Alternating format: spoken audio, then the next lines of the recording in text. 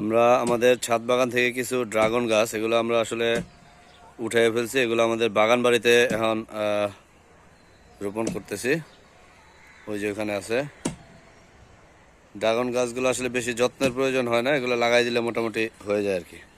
তো এই হচ্ছে অবস্থা আমাদের এই যে ড্রাগন গাছ, এগুলা এইভাবে আমরা লাগাই দিব প্রত্যেকটায়।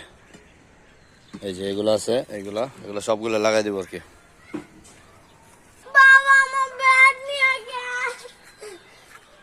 যে এখানে ছোট্ট আমাদের টমেটোর বাগান। আগে এখানে ফুলকপি বাঁধাকপি লাগাইছিলাম, ওগুলো ফলন উঠানো শেষ। এখন এখানে শুধু টমেটো গাছ আছে আর স্কোয়াশ, তারপর মূলা গাছ আছে কিছু। এগুলো ওই যে খুঁটি দিয়ে বেঁধে দেওয়ার কারণে মোটামুটি বড় হচ্ছে আর কি। হ্যাঁ, আরেকটা ক্ষেত আছে, সেটা এই যে টমেটো গাছের অবস্থা কত বড় হয়ে গেছে, বিশাল বড়। এই যে একটা টমেটো গাছ মনে হয় যে বড় গাছের সমান হয়ে যাচ্ছে আর কি। সাথে আবার পেঁয়াজও রোপণ করা হয়েছে, পেঁয়াজ গাছ আজকে রোপণ করছে।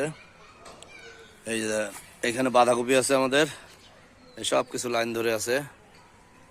ওই যে পেঁয়াজ লাগানো হয়েছে নতুন। এই যে যাক, যাদের খালি জায়গা আছে ফেলে না রেখে আসলে সবজি চাষ করতে পারেন। এই দেখেন এই এক একটা গাছ কত বড়, টমেটো গাছ বিশাল বড় বড় গাছ। এগুলো ফলন আসবে কিছুদিনের ভিতরে আর কি। মূলত সাথে পেঁয়াজ আছে, বাঁধাকপি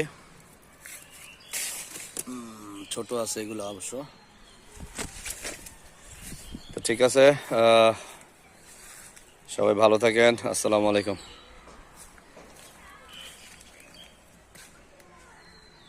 টমেটো ফুল আসতেছে।